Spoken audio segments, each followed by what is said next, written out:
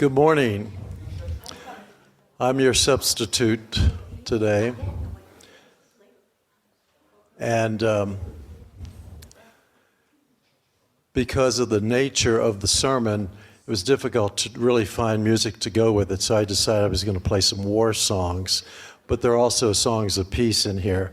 You will know some of these songs. Some of them you probably sound a little familiar. And you might be a little confused as to why I'm playing Danny Boy. Danny Boy, the original tune of that, or close to it, that's not for Danny over here, but the original tune goes back 1,000 years. And it's not exactly sure what that was about, but it's possible that it's a parent waiting for the child, probably a son, to come back from war. And if you look at it in that way, it's very significant. The actual words to Danny Boy were written about 100 years ago. So it's a little different, but it's Londonderry air. So let me begin.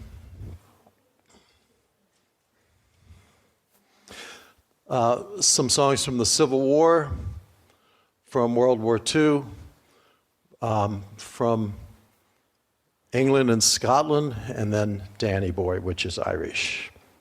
Part of our heritage, my heritage.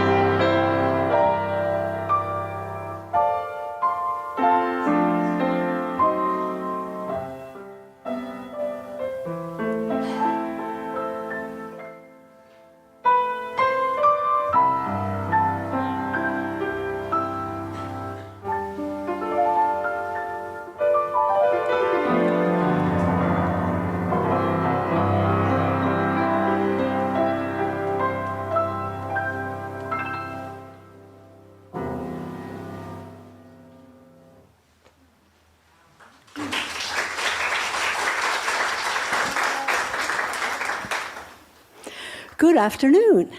Don, that was amazing, as always. Thank you. My name is Carol Johnson, and I'm today's service associate. Reverend Matt will be presenting our message this afternoon. Our opening words this morning are by Shari Woodbury.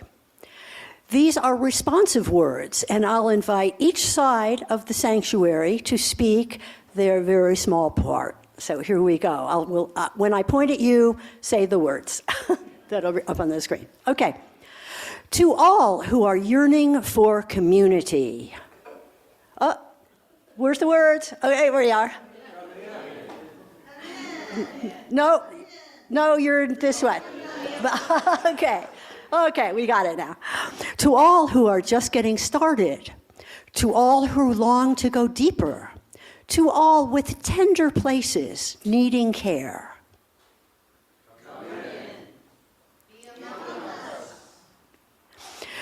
To the ones who have healed and have care to give, to those who are curious and hungry to learn, for those who know that they have something to teach,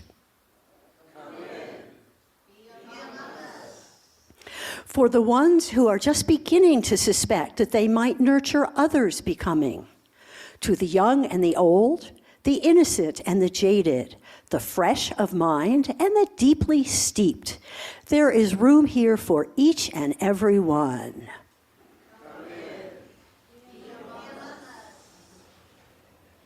And so I just want to welcome you to our LCUUF Sunday service. May your exploration in this community lead you to deeper insights and connection. Our announcements were on a slideshow before the service and were also sent out in our weekly newsletter. If you're new and would like to receive that newsletter and other emails, please talk to a member of our welcome team or write to us at info@lcuuf.org.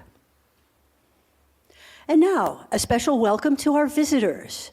If you are visiting us for the first time or have returned or reconnected with us after a long absence, we invite you to say your name and tell us where you're from.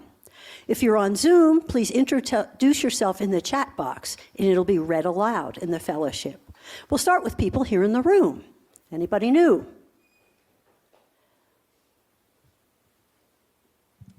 My name is Nick, and I'm from north of the 49th parallel. For those of you who don't know, that is Canada. I used to be a neighbor of Frank, and I'm just delighted to be here. Good, welcome. Oh. All right. Kate, is there anyone new on Zoom? Okay.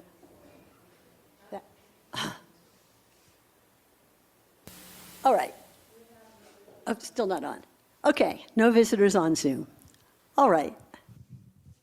There it is. No visitors on Zoom.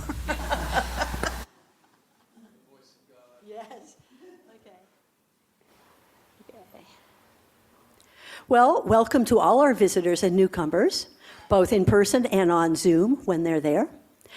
Here at LCUUF, we offer a wide variety of services on various topics presented by our members, outside guests, as well as our minister, Reverend Matt Alspaugh. We hope you'll return to sample this variety of thought and belief.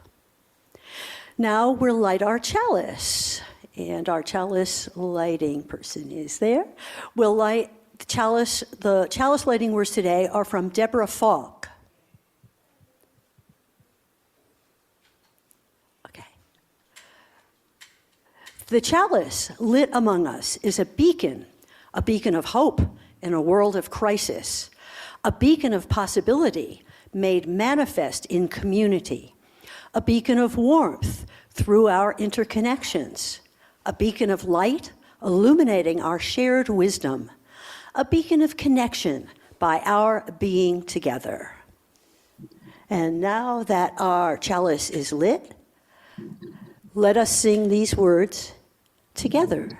We kindle this light in celebration for the life that we share. Each week, we take time to remind ourselves that we belong to a community which cares for each other. The sharing of joys, sorrows, and milestones is one way that we practice holding one another in community. We speak briefly what is in our hearts, sharing any significant joys or sorrows in our lives, because there's power in the sharing. We'll start with the people in the room to give those on Zoom a chance to type joys or sorrows into the chat to be read aloud by Kate. First, let us voice our sorrows, whatever you or the world may be holding that is in need of our healing and caring thoughts. Are there any sorrows that people would like to share here in the room today? We are all joyful. That's the best.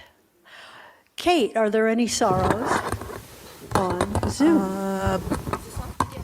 We have no sorrows on Zoom today. Wow, we're all really happy. That's fabulous. Now let us share our joys. Whatever you may be celebrating, whatever evokes a feeling of joy or peace for yourself or others. Are there any joys that people would like to share here in the room?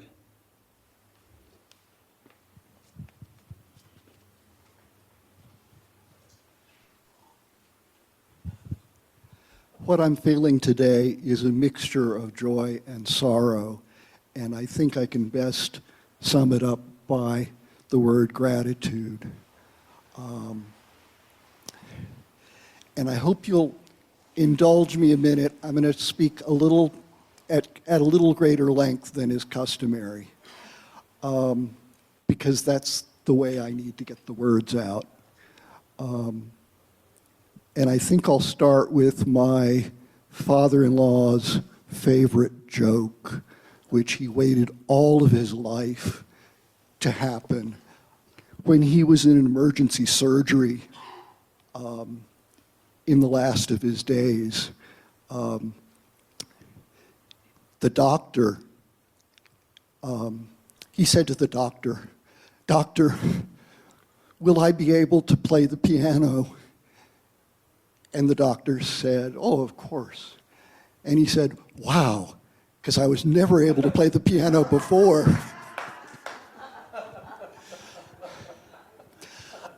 I had a stroke about 5 years ago, right at the beginning of COVID.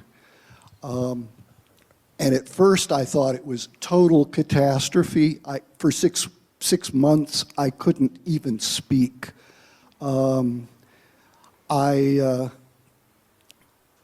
But as the months went by and I recovered more and more, I began to realize that this wasn't so bad after all, and that I could live with the changes. And in fact, the changes were continually getting better. I went to a new neurologist just this last week. And he was the first person to tell me that I didn't just have a stroke, I had a massive, massive stroke. And a good chunk of my brain was reduced to liquid. That he, after looking at my MRI, he would have expected that at best I might be able to use a wheelchair, and that at best I might be able to mumble a few words. And he pointed out to me for the first time, I realized that in fact I'd lost half my vision.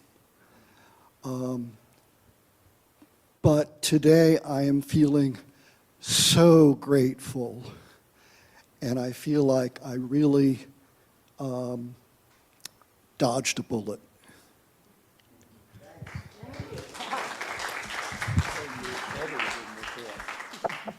Are there any other joys in the room?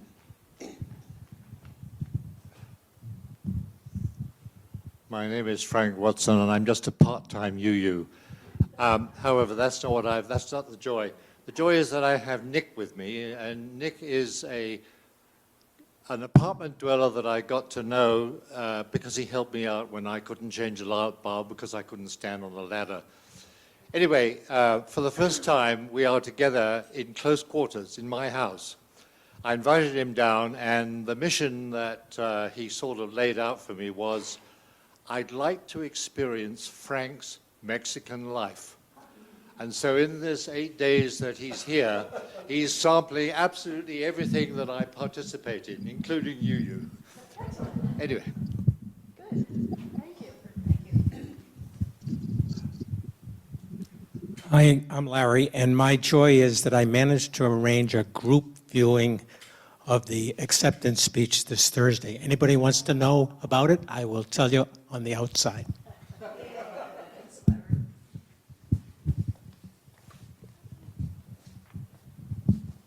I saw my 2 daughters, who are now in their 40s, and my son-in-law, who's also in his 40s, and my 3 granddaughters, who are all 9 or younger, and to spend 6 days with them, including a trip from the LA area to Sedona in a van and back.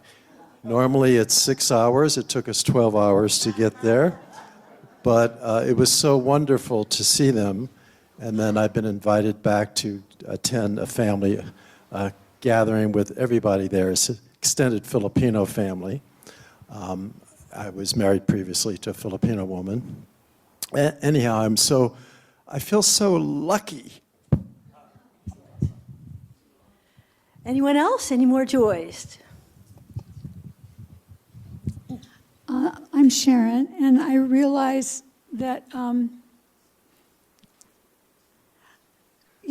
you all know how small this world is. And 3 years ago in August, we came down to stay with Joan Ward through Pam Cuccinell, who was a friend of Steve's from high school, and deciding to look to see if this would be a good place for us, which we had wanted to do before COVID started, but then COVID started, so it delayed it. So we've now been here 3 years, and we're permanente and all that, and it's just been terrific. And UU was a big part, and I Zoomed for a year here, as well as another UU in Mexico, but mostly here. And Dee Dee's face was one of the ones that I often would see that I'd say, I think I could be her friend. And we're friends. And then I find out that Matt went to seminary with a friend of mine from our UU. Then I just recently found out Marcia Bewley went to our UU when she was a little girl. And then Don was at our Sacramento UU right when I was starting to join and before his predecessor. So, his predecessor was more my minister, but I've always known his name, but that's why, because of UU. So I just want to say I'm grateful that we're here. We made the right decision, and UU was a big part of that. And it just keeps getting smaller, this little world. Excellent. And we're grateful to have you. Anyone else?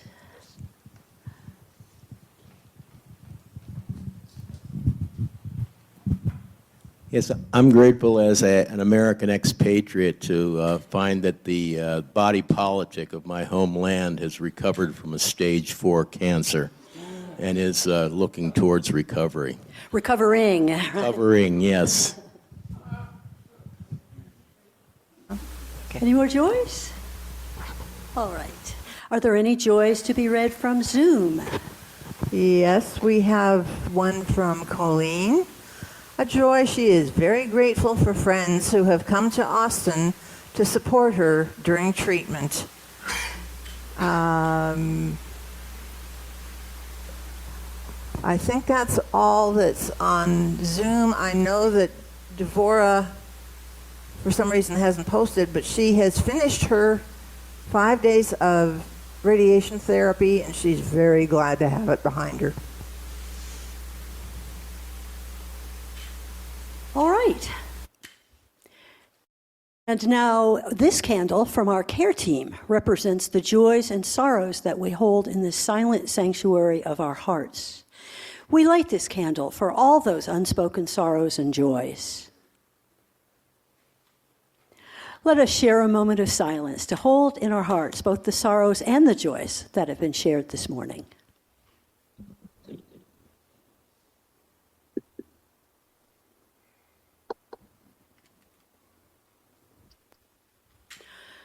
All right, there are many ways to be of service to LCUUF. Our time, treasure, and talents are all necessary components to a healthy fellowship.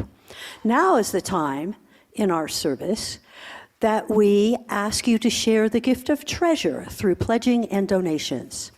As we pass the baskets, if you're new here or if you're struggling to hold things together, let the basket pass you by. Your presence is more than enough and is a gift to us. Each week, we give half of the money collected at the service to an organization providing services in our lakeside community. For the month of August, we're supporting Asociación Pro Mexico with their Second Chances program, housed in San Juan Cosala. Each year, women from 11 villages throughout the Lake Chapala region are enrolled in a 7 to 10 month course, free of charge, which provides education and career training, as well as mentoring. 30 to 40 women graduate each term and go on to support their families, themselves, and the community in a variety of ways. If you're not attending the fellowship in person, please donate to Share the Basket when you pay your pledge. Donate to Share the Basket separately or indicate what part of your donation is for Share the Basket.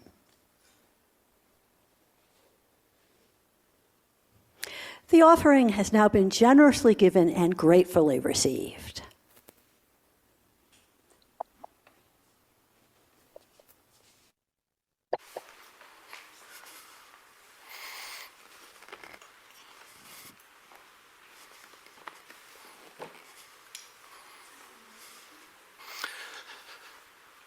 So good morning, good afternoon, good evening.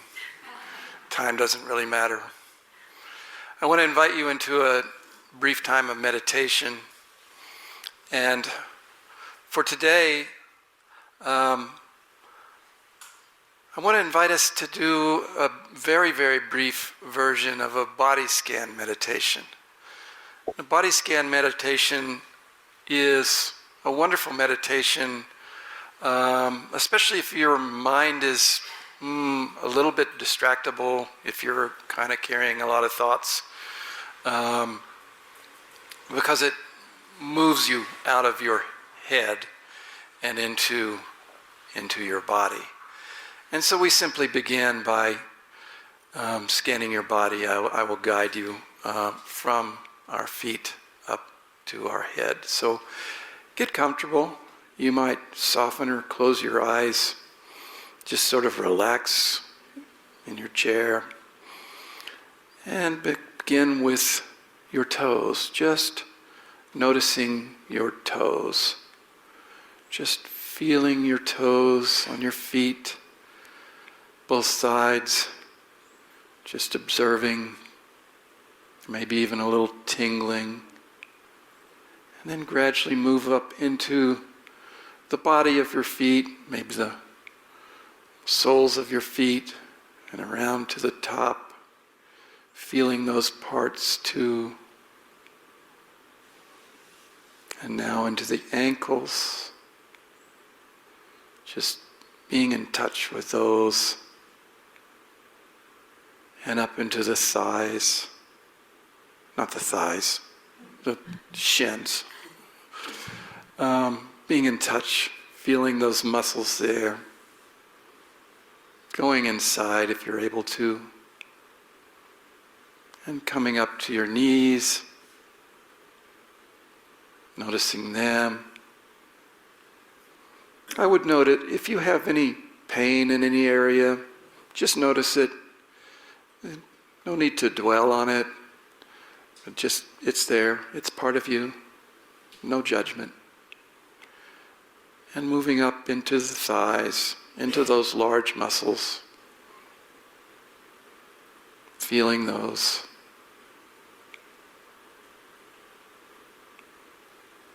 And into the pelvic area, buttocks. Just sensing that whole area. And now into the abdomen. Maybe noticing it even as you're breathing, the in, the out. And up into the chest. The heart area. Feeling all that. And into the shoulders. And now let's transition down to the fingers and thumbs. Feeling those fingers. The sensitivity there. Maybe even some tingling. The palms of the hands and the backs of the hands. Into the wrists and the lower arms and the elbows and into the upper arms and back through the shoulders to the neck and then up into the face, the jawbone, the face, around to the sides, the ears, the temples, front of the forehead, top of the head. And let's just sit for a moment, taking in the whole body, just experiencing the whole body.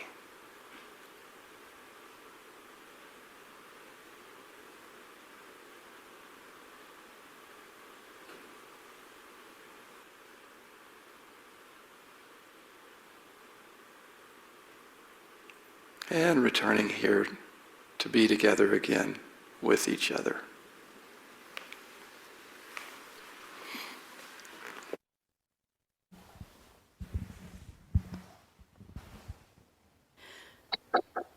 Thank you, Matt.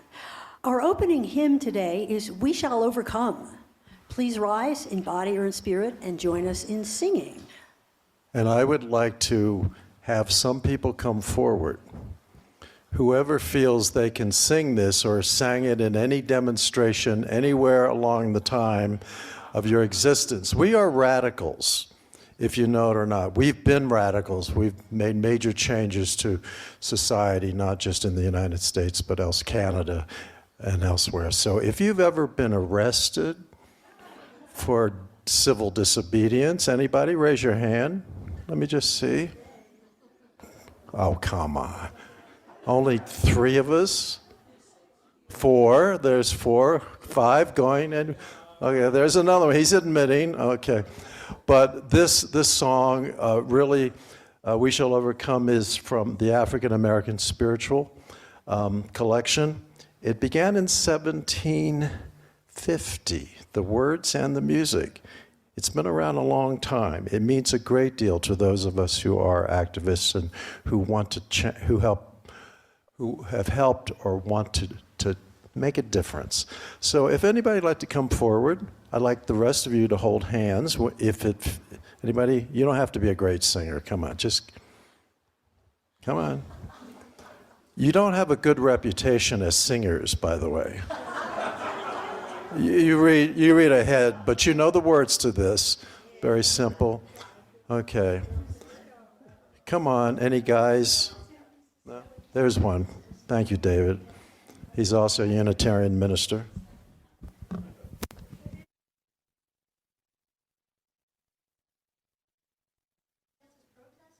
Hold hands.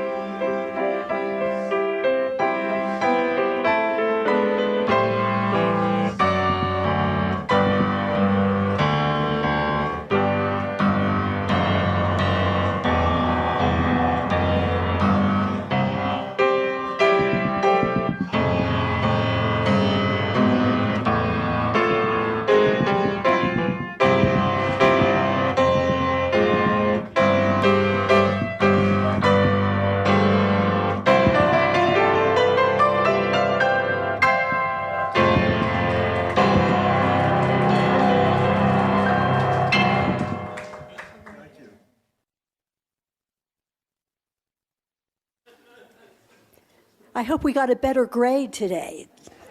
No, oh, no, come on. Today's reading is a song on the end of the world by the Polish poet and Nobel laureate Czesław Miłosz. On the day the world ends, a bee circles a clover, a fisherman mending a glimmering net. Happy porpoises jump in the sea. By the rainspout, young sparrows are playing, and the snake is gold-skinned as it should always be. On the day the world ends, women walk through the fields under their umbrellas. A drunkard grows sleepy at the edge of a lawn. Vegetable peddlers shout in the street, and a yellow-sailed boat comes nearer the island. The voice of a violin lasts in the air and leads into a starry night. And those who expected lightning and thunder are disappointed. And those who expected signs and archangels' trumpets do not believe it is happening now. As long as the sun and the moon are above, as long as the bumblebee visits a rose, as long as rosy infants are born, No one believes it is happening now. Only a white-haired old man who would be a prophet, yet is not a prophet, for he's much too busy, repeats while he binds his tomatoes, "There will be no other end of the world. There will be no other end of the world."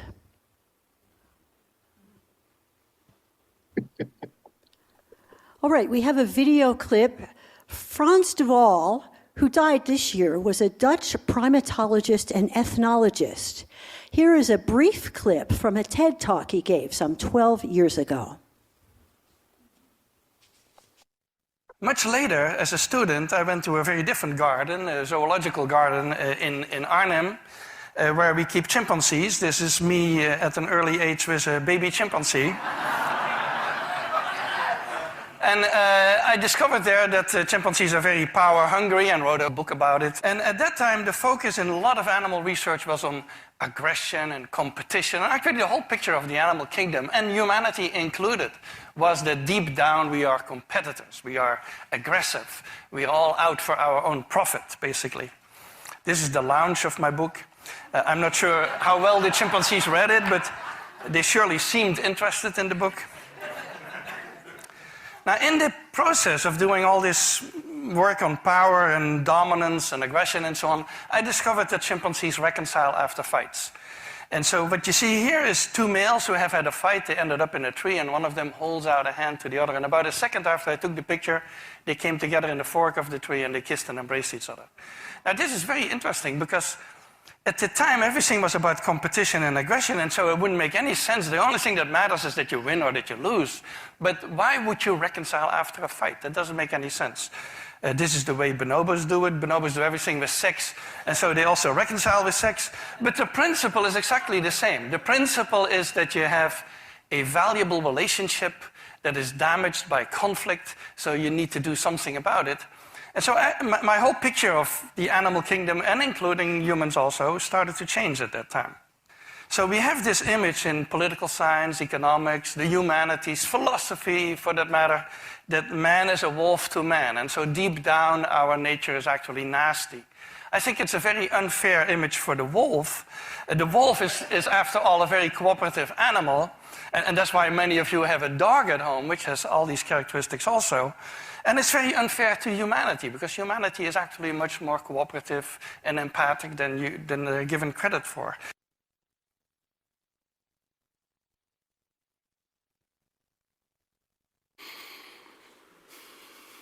Again, good afternoon.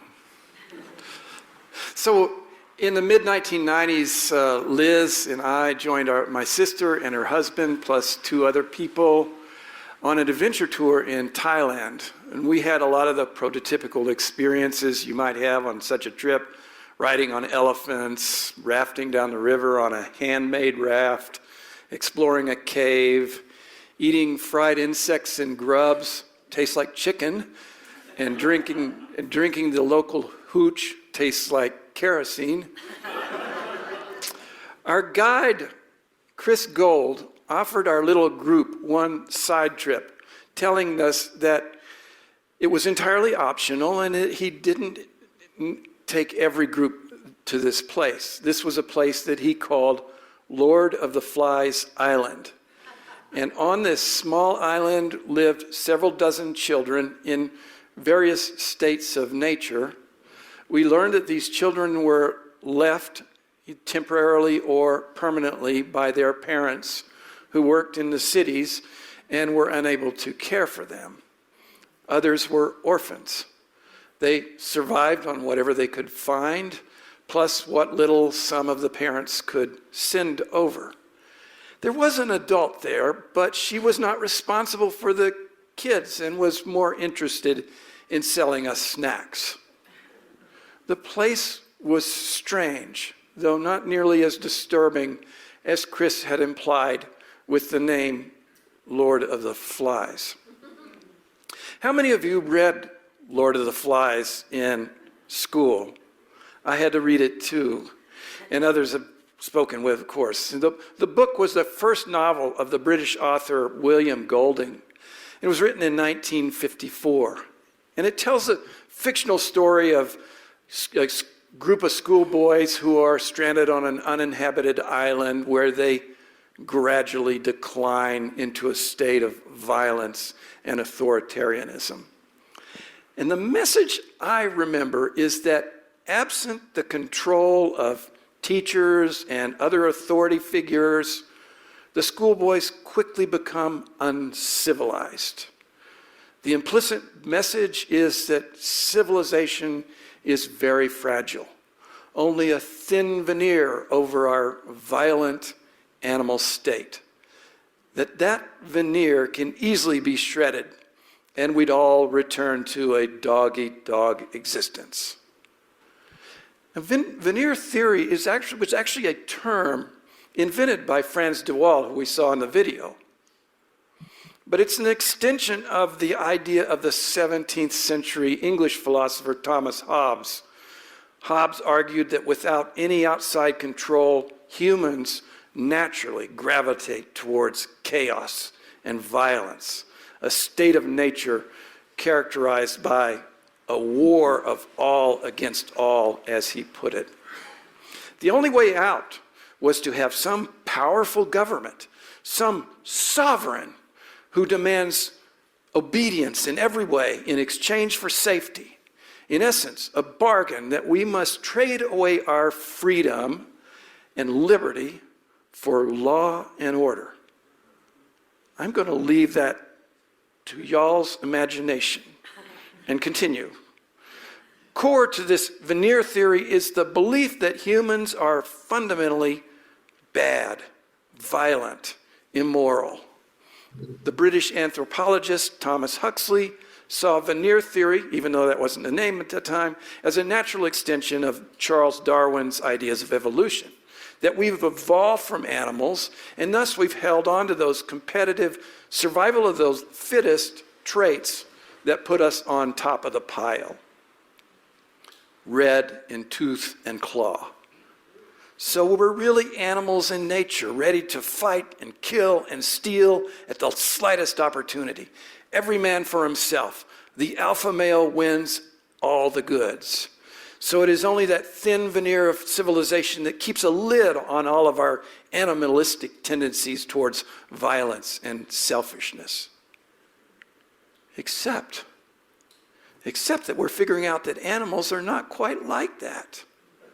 The primatologist and ethnologist Franz de Waal spent his life studying animal behavior and was an early proponent of that idea that animals too can be empathetic, helpful, fair, and generally moral creatures.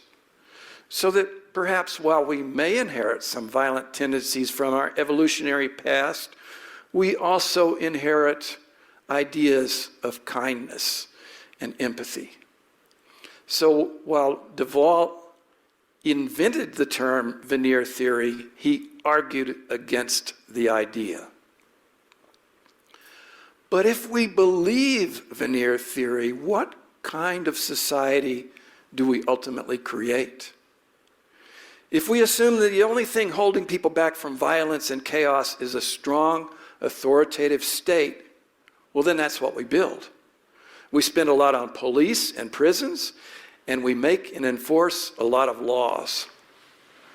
But veneer theory doesn't just apply to politics and governments. It can be a whole state of mind. It can define what our culture looks like. So let me give you a very simple, trivial example. In the early days of my career, I remember hotels were very concerned about people stealing their stuff. I remember hotel rooms like this one. Mainly people stealing the towels because pretty much everything else was locked down.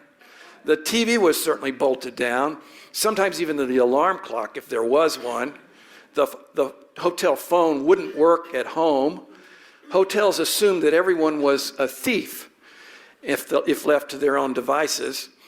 And I could sympathize with people who told me that they did steal towels because, after all, they were assumed to be thieves. But something changed in the 80s and the 90s. Hotels gradually began adding stuff to their rooms. coffee makers, hair dryers, irons and ironing boards, table lamps. And this stuff wasn't locked down. It would seem that hoteliers just assumed that people were more decent, that they wouldn't steal. And I think folks responded, reciprocated in kind. This hospitality culture shifted to one of trust and mutuality and away from Veneer theory. So I first encountered Veneer theory in my history of Christianity class in seminary. And my professor talked of the collapse of the Roman Empire and the rise of Christianity. He mentioned Veneer theory, and it was clear that he was a bit of a proponent of the idea that the so-called Dark Ages were the result of the thin veneer of the Roman civilization peeling away gradually over a couple of centuries, taking with it so much art and literature and academic knowledge, and leaving a far more violent, harsh, and unsafe world exposed as the underlayment.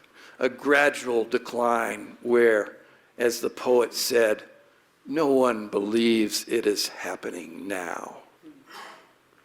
Little wonder that the Christianity of the day gradually came to embrace the idea that humanity was by nature depraved and sinful. Only the church itself could define a morality that was sufficient to prevent people from returning naturally to their sinful nature. And only the church working in concert with kings and princes and other political powers could enforce this morality through laws and rules and institutional violence and warfare. That a theology that included eternal damnation to hell was required to keep these depraved people on the straight and narrow path. In the poem, "On the Day the World Ends," a man too busy to be a prophet repeats, "There will be no other end of the world. There will be no other end of the world." But not all Christianity is like that. Some Christians, such as our forebears, the Universalist Christians, for example, did not accept the idea that humans were by nature sinful, nor did they accept the idea that hell was real, necessary to keep humans in line. They thought that people were by nature good. There's a famous story about the great Universalist theologian Hosea Ballou, and I quote UU minister Reverend Elizabeth Strong telling this story. So as one of the denomination's many itinerant clergy, Hosea Ballou was riding the circuit in New Hampshire hills with a Baptist preacher one afternoon. They argued theology as they traveled. At one point, the Baptist looked over and said, "Brother Ballou, if I were a Universalist and feared not the fires of hell, I could hit you over the head and steal your horse and saddle and ride away, and I'd still go to heaven." And Hosea Ballou looked over at the Baptist minister and said, "If you were a Universalist, the idea would have never occurred to you." And certainly our Unitarian Christian forebears had similar ideas. No original sin, just original goodness. And they had a desire to make human creations, schools, government, business practices, even prisons, comport with this understanding of fundamental human goodness. So our background as Unitarians and Universalists carries a fundamental trust that humans, given half a chance, will behave well with each other. We have a faith that even if some horrible dystopian disaster happens, if you stripped away civilization, the inherent goodness of people would come through. Civilization would reemerge perhaps, different perhaps than it is now, perhaps even better. Does this utopian idea play out in real life? Largely, it seems so. Let me give you a couple of examples. In his book, Humankind, A Hopeful History, the Dutch philosopher Rutger Bregman notes that during World War II, both the Germans and the Allies bombed their opponents' cities. They targeted civilian housing in particular, hoping to sow panic and chaos among the civilians and break their will. However, the British didn't experience mass panic during the London Blitz. And further, after the war, psychiatrists visited the bombed German cities and found that, in fact, mental health had increased. There was even a drop in alcohol consumption and suicide attempts. And further, civilians in both nations became more altruistic during those times. Bregman notes also that in New Orleans, in the days after Katrina, there were numerous rumors of rapes and murders, but most of those stories were fabricated. He writes, and I quote, "The only killings that occurred were at the hands of National Guardsmen sent in to stop the killings that were not happening." Instead, researchers afterwards found that the city was flooded with courage and charity. And I can attest this too when I traveled to New Orleans after Katrina as part of a Unitarian Universalist service trip and observed great acts of caring. But what about the ideas promoted in the book Lord of the Flies? Well, there is in fact a real Lord of the Flies story. It is a story of schoolboys getting shipwrecked on a desert island. Here is what happened.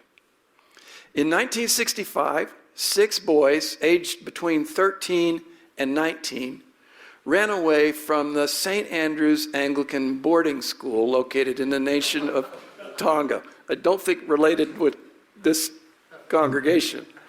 But they stole a fishing boat, planning to go out on a little fun getaway. But a storm blew them off course, damaged their boat, and they ultimately made it to this desert island of Ata, where the boat was smashed against the rocks. So they scavenged seabirds for food, captured rainwater in hollowed out tree trunks to drink. They organized themselves, dividing up the labor. They planted a garden, built a kitchen, started a fire which they maintained for over a year. They even built a badminton field and a sports area.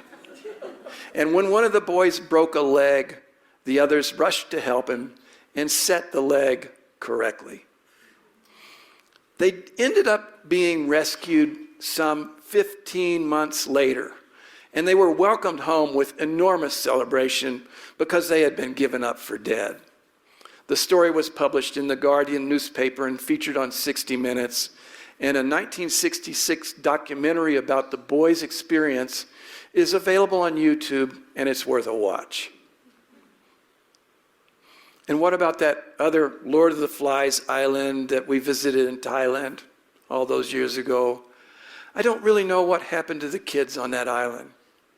But I do know that our tour guide, Chris Gold, has founded an orphanage to care for children in the Chiang Mai area. I would not be surprised if some of those children from that island ended up living with Chris. I think this is one more example of people choosing to help others if given any chance at all. So what could this little discussion of Veneer theory offer us? I think it is this. We are gradually learning that the assumptions implicit in Veneer theory are wrong. We as humans are born good by and large, and we inherit this goodness from our animal ancestors through the positive attributes of evolution. So as individuals, we ought to pay attention to the small, still voice in each of us, that evolved animal voice in our hearts that guides us towards goodness, even if there are many voices from our culture, raucous and shouting, impelling us towards selfishness and callousness. But beyond our individual efforts, we work communally to create the civilization that we live in. So let us use whatever means we have, our voices, our votes, our combined efforts to make our civilization into one that has goodness at its core. Such a civilization will not be some thin and artificial veneer, but will be the same stuff as the core, solid, good material, goodness all the way through. May it be so.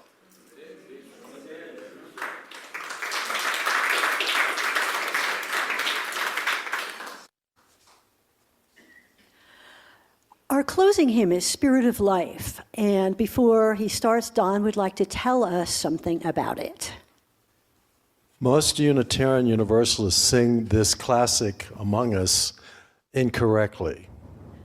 It's not a march. It's not meant to be sung loudly or with gusto. Carolyn McDade, who is the writer of the words and music of this beautiful hymn, my most favorite Unitarian Universalist hymn, if not my most favorite hymn of all time, came to our congregation when I was minister in Sacramento many, many years ago. She brought her guitar and she sang the song and she told us how to sing it. And I always, before I ever play this song, I always tell congregations, you sing it as if it were prayer. You sing it quietly, meditatively, and you listen to the words. When you see the imagery here, it's just so beautiful. It's I would say, our most spiritual hymn. So I would like us to sing this. It's up there on the board. We'll sing it slowly, and you don't have to yell. Not Baptist. Please rise in spirit or in body and sing and do a good job so Don will approve.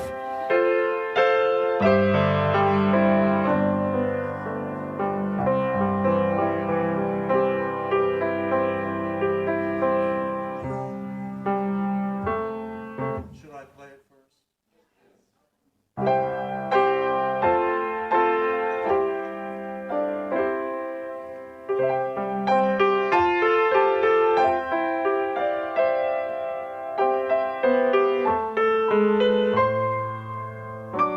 I'm sorry, that's the wrong song, isn't it? Why didn't you stop me? I was coming over. Just seeing if you're paying attention. Here we go. Here's Carolyn's song. Why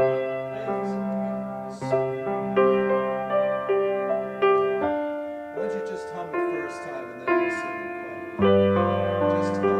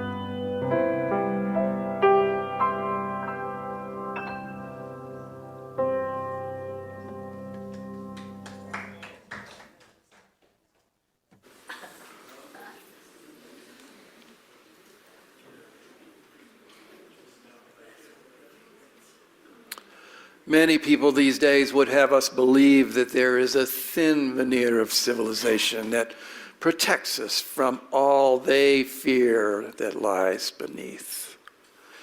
Maybe it is time to peel back that thin veneer such that it is, and find what is good and true and virtuous of human existence.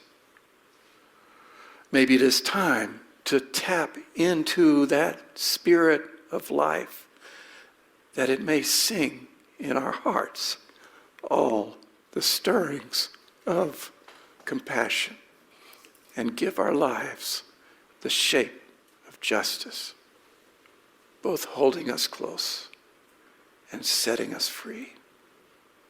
May it be so.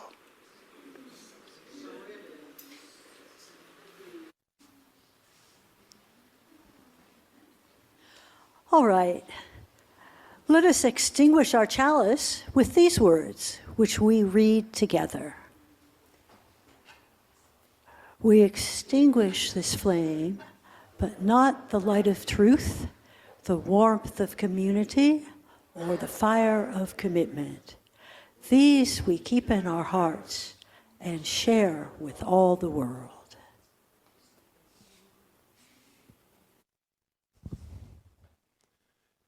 I'm going to play 5 songs from World War II. These are hopeful songs.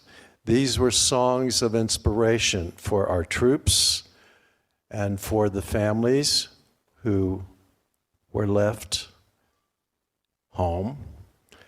And it's not just for the United States, it's for all of us, Canadians, everyone else.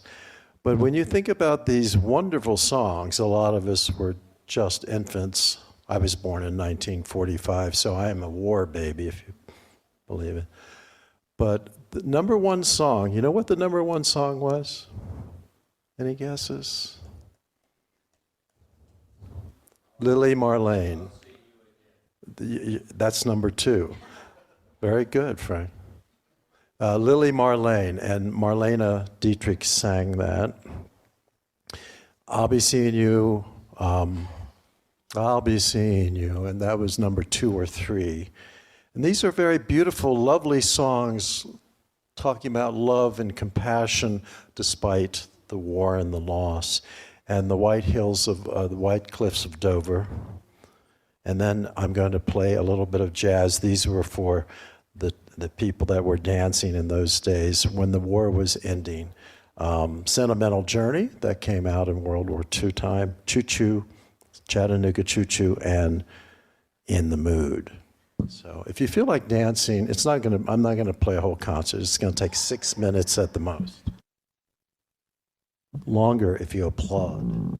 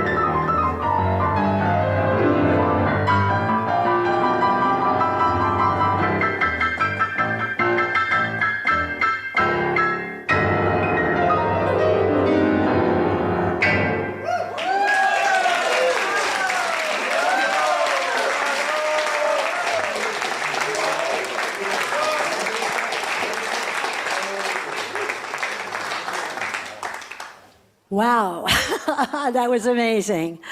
Our worship is over. Our service begins, so go in peace and with a purpose.